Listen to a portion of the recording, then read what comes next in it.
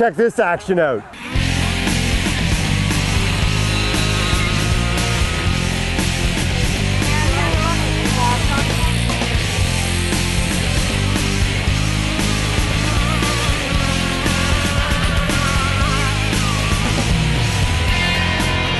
Okay, well, we got a special guest here today, Antron Brown, Top Fuel NHRA racer. What made you get into this? I mean, you're a Top Fuel driver, #1 in the points this year.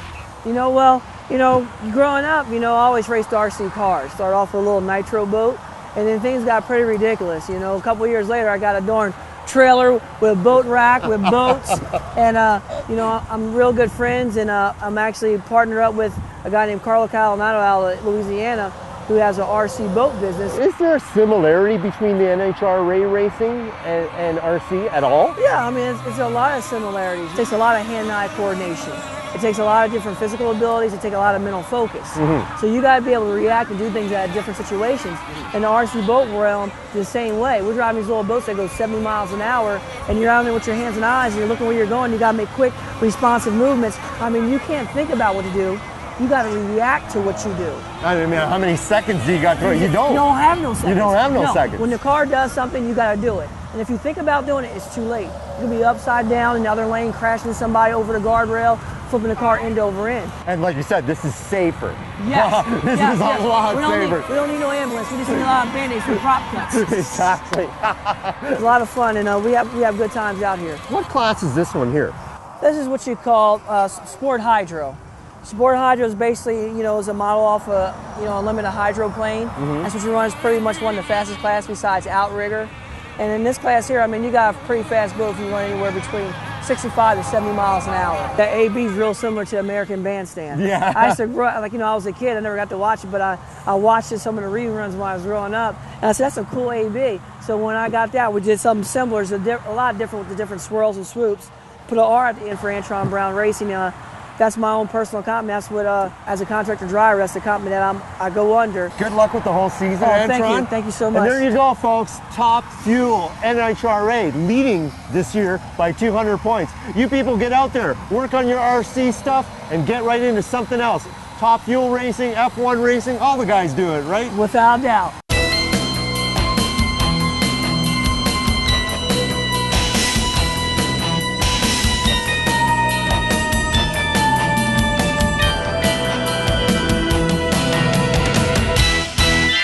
Chris, nice to meet you. Nice to meet you. Beautiful World War II submarine. Tell me all about it. Well, it's a replica of a real Type 2 U-boat, actually 2C, U-62, which was built between 38 and 40. It was a small coastal type submarine.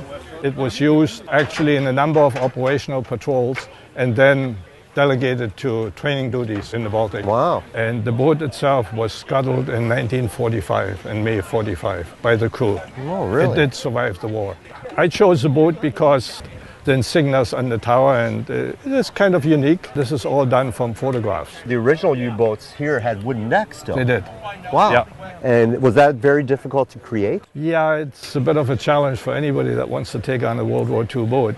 I had it running early 2002, went to the sub regatta in the United States near Boston. I came in with first prize for RC engineering and craftsmanship, and my son, he ran the boat in the regatta, and he also got first prize in the regatta, so we did all right.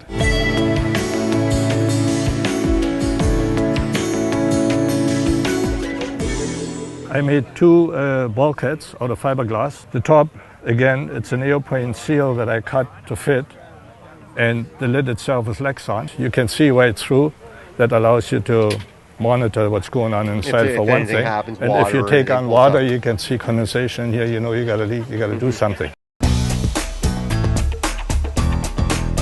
Well, thank you for showing me the boat. It was great seeing it on the water as well, Chris. It was nice talking to you.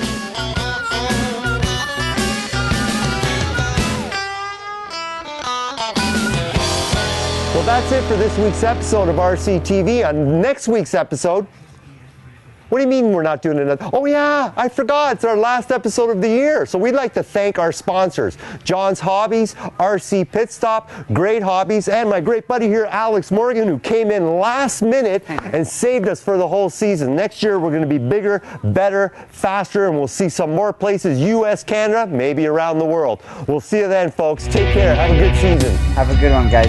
RCTV, your radio-controlled authority, has been brought to you in part by Big Boys with Cool Toys, OffroadRC.ca, Canada's premier RC site, and Extend Productions, capturing the outdoors one frame at a time.